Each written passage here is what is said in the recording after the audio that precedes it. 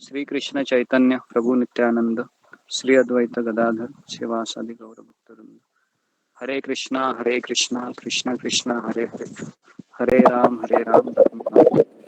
तो आज एकादशी है, तो एकादशी का अर्थ यही है कि हमारी 11 इंद्रिय है वो भगवान की सेवा में लगाना है।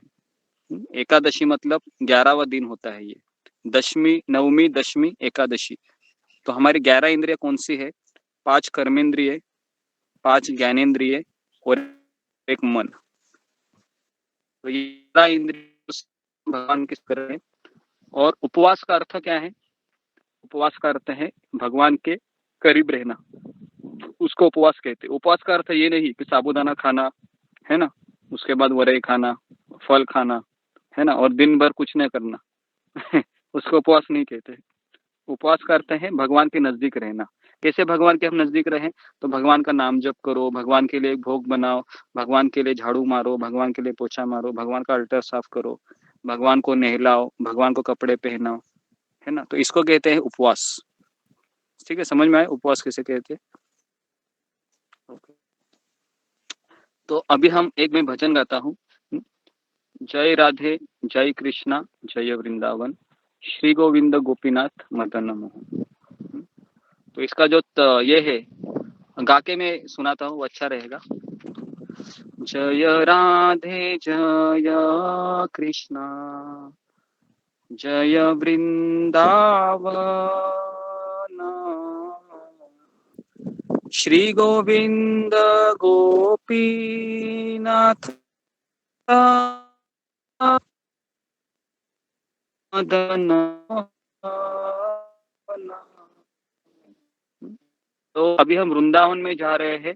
सभी लोग जहाँ जहाँ पर आ रहे हैं वहाँ शिफ्ट हो जाइए। हाँ, वृंदावन में। तो वृंदावन में हम जब जाते हैं तो सबसे पहला नाम हमको सुनाई देता है राधा रानी का, है ना। हे राधे ब्रज देवी के च ललिते, हे नंद सुनो कुतो, है ना। तो राधा रानी है, यह वृंदावन की मतलब वृंदावन की सबसे आकर्षक विषय है, वह राधा रानी है।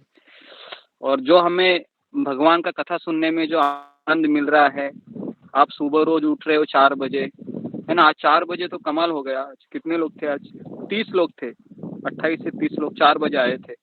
तो इससे पता चल रहा है कि आपको कृष्ण भक्ति में ऊर्जा प्राप्त हो रही है, आप कृष्ण के लिए पागल हो रहे हैं, है ना। तो ये हमको दर्शा रहा है कि आप 4 बजे ही आकर सभी लोग लॉग इन कर रहे हैं।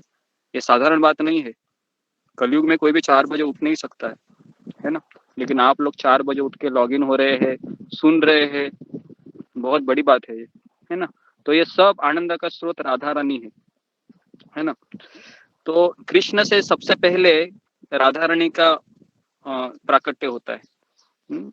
और जैसा हमने कहा है कि कृष्ण को भी आकर्षक एक ही व्यक्ति कर सकती है, वो है राधा रानी।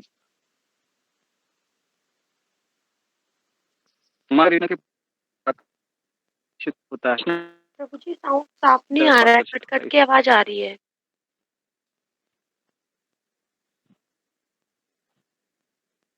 कृष्ण हरे हरे राम हरे आवाज आ रहा है, आ रही है। हरे कृष्ण प्रभु जी।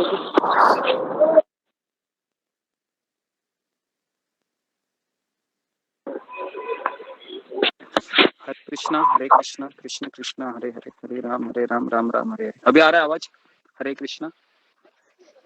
कोई तो बोलिए आवाज आ रहा है कि नहीं आ रहा है? मुझे समझ में नहीं आ रहा है। हरे कृष्ण प्रभु जी, हरे कृष्ण। हाँ, तो मैंने ये सॉन्ग बोला, वो सबको सुनाई दिया क्या? जय राधे जय कृष्णा जय वृंदावन, या मैं अकेला ही बड़बड़ रहा हूँ? लास्ट करेंगे। बीच बीच में प्रभु जी अर्धवट चाला ऐकायला। ओके ठीक है, मैं वापस गा रहा हूँ। ठीक है। जय राधे जय कृष्णा जय वृंदावन, श्री गोविंद गोपीनाथ मदन मोहन। तो अभी हम डायरेक्ट यहाँ से वृंदावन जा रहे हैं, जहाँ जहाँ पर आप बैठे हैं, कोई ऑफिस में बैठा है, कोई घर में बैठा है, तो अभी हम कहाँ पर शिफ्ट होंगे? वृंदावन में, जहाँ पर राधा रानी है ना, सब लोग राधा रानी का नाम लेते हैं वृंदावन में। हे राधे ब्रज देवी के ललिते, हे नंद सुन कुतो। तो राधा रानी है, ये वृंदावन का प्रमुख आकर्षण है। अगर आप वृंदावन में गए होंगे तो रिक्शा वाला हो या दुकान वाला हो, कोई भी व्यक्ति एक ही शब्द का उच्चारण करता है, राधे राधे करके, है ना। तो इसलिए राधा रानी के बिना कृष्ण को प्राप्त नहीं किया जा सकता, है ना। तो जय राधे जय कृष्णा जय वृंदावन, श्री गोविंद गोपीनाथ मदन मोहन। तो भगवान को गोविंद क्यों कहते हैं? कौन बताएगा मुझे, भगवान को गोविंद क्यों कहते हैं? गोविंद, वो गाय को चराते हैं इसलिए। गाय को चराते हैं। ओके। और गाय को चराने वाले को बोलते हैं गोपाल। ऋषिकेश में, ऋषिकेश में, गोविंद का ऋषिकेश में जो गाय को, इंद्रियों को, जो गाय के पालन, जो गाय को नियंत्रण करते हैं और इंद्रियों को नियंत्रण करते हैं, दो इसके अर्थ हैं। तो इसको ध्यान में रखो, गोविंद शब्द का अर्थ क्या है। और गोपीनाथ, गोपीनाथ किसे कहते हैं? गोपी के नाथ, गोपीनाथ, गोपियों के नाथ। हाँ। और मदन मोहन, मदन मोहन जो सबका मनमोह लेते हैं, जो, हाँ, जो जिन्होंने कामदेव को, हाँ, कामदेव को जिसने मोहित किया था, मदन मोहन। ठीक है, ओके। और वृंदावन की ईश्वरी कौन है? वृंदावन, वृंदावनेश्वरी है वृंदावन की ईश्वरी राधा रानी है प्रभु जी। ओके। और तुलसी देवी कौन है? तुलसी, वृंदावन में वृंदावन और तुलसी को क्या नाता है? प्रभु जी थोड़ा जोर से बोलिए। तुलसी महारानी, तुलसी माता वृंदा माता है। तो वृंदा माता विष्णु भगवान की पत्नी है। जब उसका पति मर गया था तो तुलसी बोली थी मैं कैसे रहूंगी, तो विष्णु भगवान बोले क्या, जो हम तुम्हारे पति का दर्जा देते हैं, लेकिन हम 6 दिन बैकुंठ में रहेंगे और संडे को तुम्हारे पास रहेंगे, इसलिए संडे को तुलसी का पूजा नहीं करना चाहिए, तुलसी माता को बुरा लगता है। नहीं, ये ऐसा नहीं है। संडे के दिन भी तुलसी का पूजा करते हैं, मंडे के दिन भी करते हैं, एकादशी नहीं के प्रभु दिन, जी नहीं करना चाहिए हमको, मतलब जो पता है इसलिए बोलो। तो अभी मैं तुमको बता रहा हूँ, वो सुनो, ठीक है। तो इसको तुलसी महात्म्य में ये बताया गया है कि हमें तुलसी महारानी का सेवा है वो हर रोज करना चाहिए। और तुलसी के पत्ते हमको एकादशी के दिन तोड़ना नहीं चाहिए, ठीक है। तो आप लोग एकादशी के दिन तुलसी के पत्ते मत तोड़िए, पानी आप दे सकते हैं क्या? हरे कृष्णा, संडे को तोड़ सकते हैं गुरुजी? हाँ, संडे के दिन भी तोड़ सकते हैं, केवल एकादशी के दिन नहीं तोड़ते, ठीक है। संडे को भी नहीं तो तोड़ सकते। जय राधे जय कृष्णा जय वृंदावन, श्री गोविंद गोपीनाथ मदन मोहन। उसके बाद है श्याम कुंड राधा कुंड गिरि गोवर्धन, कालिंदी यमुना जया जय महावन। तो यहाँ पर बताया कि श्याम कुंड, राधा कुंड, गिरि गोवर्धन, है ना।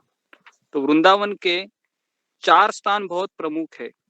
श्याम कुंड, राधा कुंड। कितने लोगों ने श्याम कुंड राधा कुंड में स्नान किया है? आप में से कितने लोग वृंदावन कभी गए? हरे कृष्ण प्रभु जी हमने की। प्रभु जी किया है, पर ये नहीं पता श्याम कुंड था कि राधा कुंड था। किया तो है, कोई बात नहीं। जिन लोगों ने नहीं किया चिंता मत कीजिए, तो आज हम उसमें स्नान करेंगे कथाओं के द्वारा। गंगा जी में स्नान किया है प्रभु जी। हम कानों के द्वारा उसमें स्नान करेंगे, ठीक है, चिंता मत कीजिए। तो इसका कथा मैं बताता हूँ, मैंने पहले भी बताई थी राधा कुंड की कथा, श्याम कुंड की कथा, अगर आपको याद है तो। सबको पता है श्याम कुंड की और राधा कुंड की कथा, या मैं बताऊं? क्या लगता है? बताइए प्रभु जी, बताइए। मैं ठीक नहीं है, पता प्रभु जी। एक बार कंस ने अरिष्ट कृष्ण को मारने के लिए। तो कृष्ण ने क्या किया, उस अरिष्टासुर नाम के असुर को मार दिया और मारने के पश्चात सारी गोपियों ने, विशेष करके राधा रानी ने कहा कृष्ण को, हरे कृष्ण प्रभु जी। राधा रानी ने कहा कृष्ण को कि तुमको पाप का प्रायश्चित करना चाहिए, क्योंकि तुमने हमारे ही एक फैमिली मेंबर को मारा है, गाय के फैमिली मेंबर को, है ना, बैल को। तो कृष्ण ने कहा ठीक है, मैं पाप का प्रायश्चित करूंगा, क्या करना चाहिए मुझे बताओ राधा रानी। तो राधा रानी ने कहा कि तुमको गंगा में स्नान करना चाहिए, है ना, तुमको तीर्थस्थली जितनी भी नदियां है सब में स्नान करके आना चाहिए। तो कृष्ण ने कहा मैं खुद भगवान हूँ, मैं क्यों जाऊँ उधर स्नान करने के लिए, मैं ही इनको बुला लेता हूँ। तो इस तरीके से उन्होंने अपने जो टेढ़ी होती है पैर का पिछले का भाग, उससे बड़ा गड्ढा किया और गंगा, जमुना, सरस्वती, गोदावरी, नर्मदा, कावेरी, सिंधु, सारी नदियों को बुलाया और सभी लोग आ गए, उसमें अपना अपना पानी डाल दिया, भगवान ने उसमें स्नान किया, उसको कहते हैं श्याम कुंड। ठीक है। अब उसके बाद कृष्ण ने कहा राधा रानी को कि मैंने तो पाप का प्रायश्चित किया, लेकिन अभी तुमको भी पाप का प्रायश्चित करना पड़ेगा। तो राधा रानी ने कहा कि मैं क्यों करूं पाप का प्रायश्चित, मैंने क्या किया है। तो कृष्ण ने कहा तुमने एक असुर का साइड लिया है ना, भले वो बैल था लेकिन था तो वो असुर ही, तो इसके लिए तुमको भी पाप का प्रायश्चित करना पड़ेगा। तो राधा रानी को बहुत गुस्सा आ गया, उसने क्या किया, अपने ललिता, विशाखा, जितने भी सहेलियां थी सबको बुलाया और सबने फिर अपने हाथों से कंगन निकाले और गड्ढा खोदने लगे पानी के लिए। और गड्ढा खोदने के पश्चात बहुत रात हो गई, अभी पानी कैसे डालेंगे इसमें। तो कृष्ण ने कहा देखो भाई, मेरे श्याम कुंड का पानी ले लो, बहुत पानी है इसमें। राधा रानी कहती कि मर जाऊंगी लेकिन तुम्हारा पानी नहीं लूंगी मैं। तो फिर अभी पानी कहाँ से लाएंगे। तो फिर राधा रानी ने कहा कि मानसी गंगा है ना, मानसी गंगा में स्नान किया होगा, वो राधा कुंड के ही बगल में है, अगर आप परिक्रमा किए होंगे तो मानसी गंगा से उन्होंने पानी लेके वो उस गड्ढे में डालने लगे। तो बहुत मेहनत देख रहे थे कृष्ण, और कृष्ण को ना अपने भक्तों की मेहनत देखी नहीं जाती है। कृष्ण ने कहा कि देखो मेरे से गलती हो गई, मैं तुम्हारे पैर पड़ता हूँ राधा रानी, हे राधे, हाँ तुम इतना कष्ट मत करो। तो बाद में फिर जब राधा रानी देखती है कि कृष्ण मेरे पैर पड़ रहे हैं, फिर राधा रानी कहती ठीक है, तो मैं अभी आपके कुंड का पानी ले लेती हूँ। तो इस तरीके से फिर श्याम कुंड का पानी लिया गया राधा रानी ने, और उसके बाद फिर उस कुंड में राधा रानी ने स्नान किया, है ना, और स्नान करने के पश्चात कृष्ण ने भी उसमें स्नान किया और कृष्ण ने डिक्लेयर किया कि श्याम कुंड से भी श्रेष्ठ क्या है, राधा कुंड है, क्योंकि उसमें राधा रानी ने स्नान किया है। तो इस तरह से ये दोनों कुंड का निर्माण हुआ। और ये वृंदावन में जब कृष्ण चले गए गोलोक धाम में, तो उसके बाद राधा कुंड और श्याम कुंड लुप्त हो गए थे। फिर चैतन्य महाप्रभु ने रूप गोस्वामी और सनातन गोस्वामी को पुरी से भेजा था वृंदावन में कि जितने भी कृष्ण की लीलाएं है ना, श्याम कुंड, राधा कुंड, गोवर्धन, सबका प्राकट्य करो, कहाँ पर वो लुप्त हो गई है। तो 500 साल पहले ये जो रूप गोस्वामी है, खास करके सनातन गोस्वामी, इन्होंने ये श्याम कुंड और राधा कुंड का प्राकट्य करवाया। तो इस तरीके से ये कथा है श्याम कुंड और राधा कुंड की। और कहा जाता है कि पूरे ब्रह्मांड में 14 लोक होते हैं एक ब्रह्मांड में, और चौक में सबसे पवित्र भारत भूमि इसको कहा गया है। और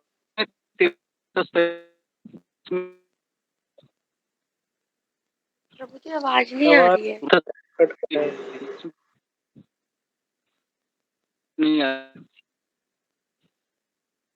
आवाज नहीं आ रही है। आवाज नहीं है।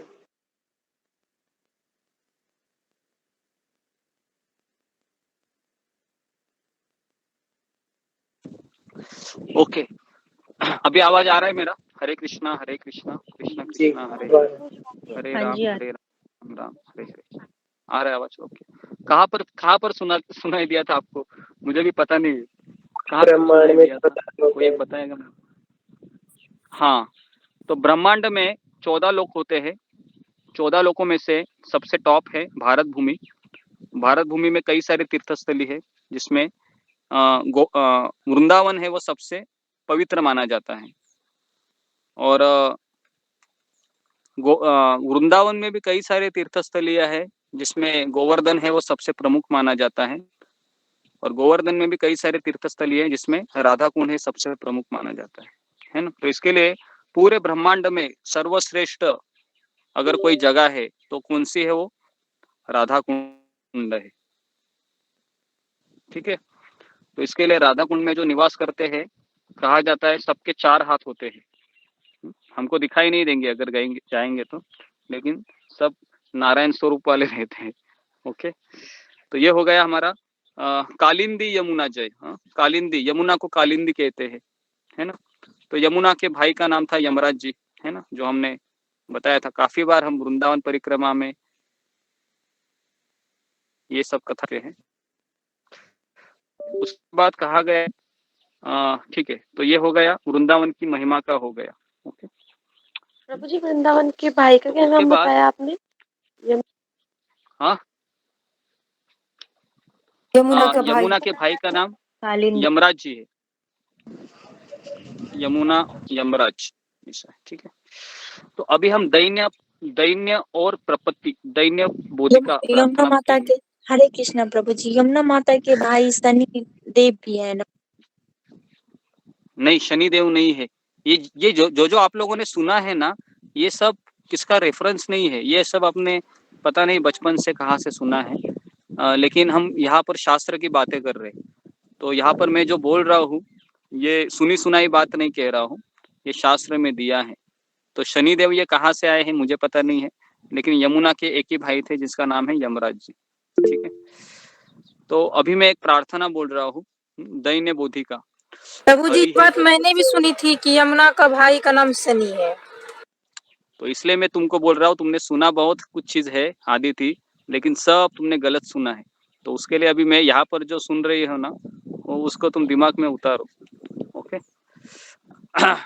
उसके बाद है हरि है दयाल मोर जय राधा नाथ, बार बार ए बार लहो निज साथ। बहुत सुंदर ये प्रार्थना है। उसमें भगवान को कह रहे हैं कि हे हरि, हे मेरे दयालु प्रभु, हे राधा नाथ, तुम्हारी जय हो। मैंने बारंबार तुम्हारी उपेक्षा की है, किंतु इस बार मुझे अपने साथ आप ले लो। तो इस तरह से हमें प्रार्थना करनी चाहिए। कौन मुझे बताएगा कि हमने बार बार कैसे भगवान की उपेक्षा की है, कैसे हमने भगवान को ठुकरा दिया है हर जन्म में, कैसे ठुकरा दिया है? हाँ, हमने माया को, हाँ, हमने माया को सर्वस्व अर्पण किया और कृष्ण को छोड़ दिया हमने, है ना। तो इसके लिए अभी हम क्या कर रहे हैं कि माया की गोद से हम अभी कृष्ण की गोद में आना चाहते हैं। तो मुझे बताओ, क्या माया आपको आसानी से जाने देगी क्या? जिस माया के पास आप, हाँ, जिस माया के पास आप करोड़ों जन्म, है कि नहीं, कितने जन्म लिए होंगे हमें पता नहीं है। हजारों जन्म हम माया की गोद में अच्छे से सो रहे थे, है ना, अच्छे से तो नहीं, कष्ट से। तो अभी क्या हुआ है कि हमारे जीवन में कृष्ण का आगमन हुआ है। तो इसके लिए अभी हमको माया देवी है वो आसानी से छोड़ नहीं रही है, कई सारी मुसीबतें आती हैं। तो इसके लिए यहाँ पर हमें क्या प्रार्थना करनी चाहिए कि बारंबार कृष्ण, मैंने आपको ठुकरा दिया है, ये जन्म में मुझे आप अपने साथ ले चलो, है ना। उसके बाद कहते हैं बहु योनि भ्रमिनाथ लोइनु शरण, निज गुणे कृपा कोरो अधम तारण। तो इसमें वो कहते हैं कि बहु